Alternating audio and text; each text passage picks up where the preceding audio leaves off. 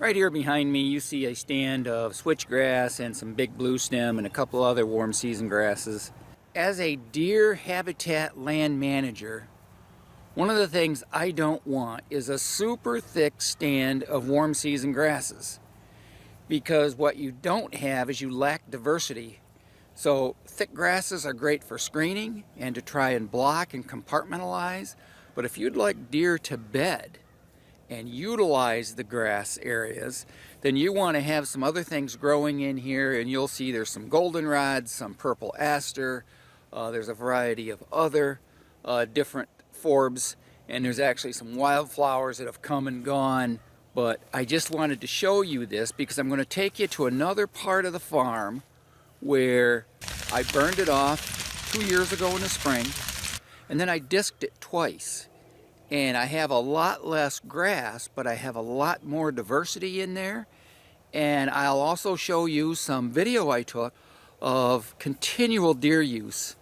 And I've got a drone video that I just had shot the other day where we fly over it and you can see all the holes in the grasses that deer are using for bedding. I see so much on Facebook, all worried about having other competition in with their switchgrass, in with their warm season grasses. Well, you know what? I'm here to tell you that after 18 years of having warm season grasses, you don't want a super thick stand. It becomes a deer desert.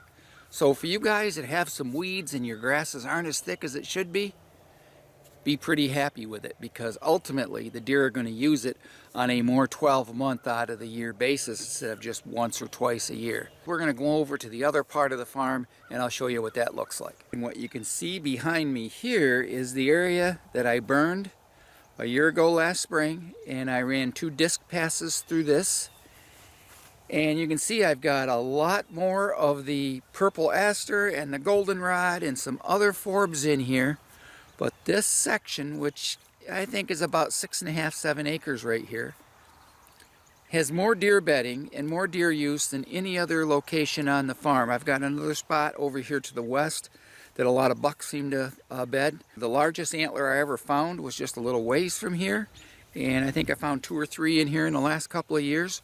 So there's a lot of late season bedding.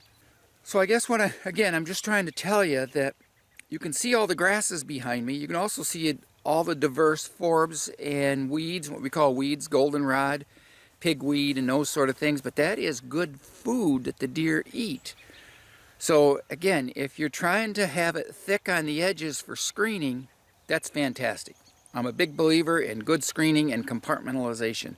But if you want the deer to utilize your fields, it's been my experience that a thinner stand of warm season grasses with more diverse weeds and forbs and wildflowers is going to be to your best benefit. And there's a lot of openings down here in the ground for your pheasant and quail, but I'm getting off track. But when it comes to deer, this is what I've had the best luck, and it is a great security area. I avoid it regardless of where I'm walking and entering and exiting my property. The deer always have this place set up on the hills. There's high spots and low spots. Regardless of the conditions, deer will use these. So good luck, good habitat. A little investment. They give you back how much per acre to put down. That's what they do. They recommend, they'll tell you in order to improve it for your wildlife food plots, you're going to need so many tons of lime.